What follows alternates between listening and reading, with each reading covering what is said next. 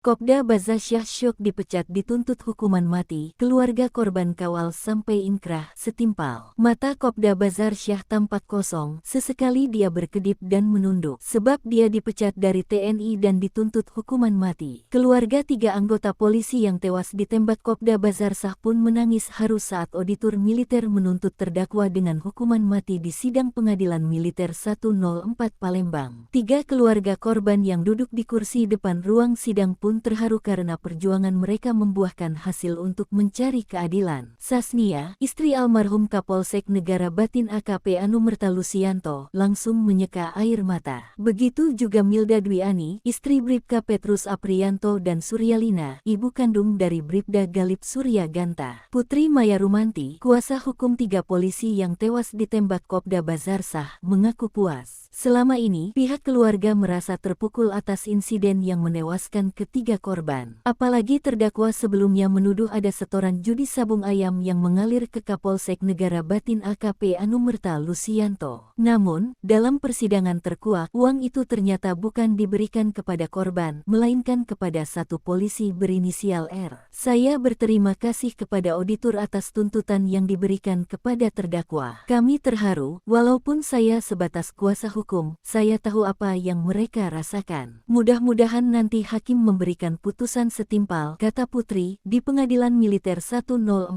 Palembang, Senin tanggal 21 Juli tahun 2025. Putri mengaku bahwa mereka akan terus mengawal tuntutan tersebut sampai vonis yang dijatuhkan hakim setimpal. Sebab, selama sidang berlangsung, Kopda Bazar Syah terbukti telah menyiapkan senjata api ilegal untuk menembak ketiga korban. Senjata itu selalu dibawa oleh Kopda Bazar Syah ketika menggelar judi sabung ayam. Jadi, memang senjata itu selalu dibawa oleh terdakwa dan ini juga sudah diakuinya. Harapan kami, majelis hakim juga menjatuhkan vonis mati sama dengan tuntutan auditor, ungkap Putri. Sementara itu, Sasnia, istri Kapolsek Negara Batin AKP Anumerta Lusianto, menyampaikan harapan yang sama. Ia meminta keadilan agar terdakwa Kopda Bazar Syah dapat dihukum mati. Saya terima kasih kepada auditor, harapan kami agar putusan akhir persidangan juga hukuman mati